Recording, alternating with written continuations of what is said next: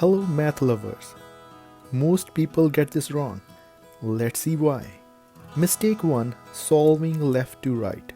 Some people start with 6 minus 6 gets 0, then divide. But math doesn't work like normal reading. Mistake 2. Dividing by 6 instead of 1/6. Many think 6 divided by 1/6 is equal to 1. That's a big mistake. Mistake number 3. Ignoring the fraction.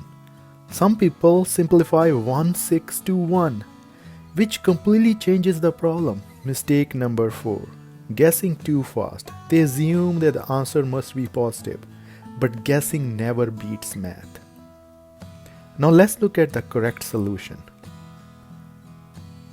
Follow order of operations.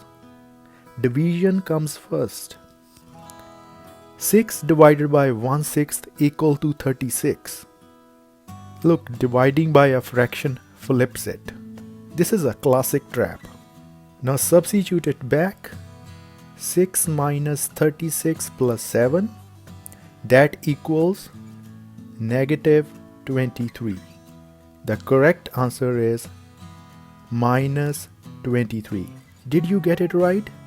Comment below. Thank you. See you in the next video. Please do like, share and subscribe. Thank you very much.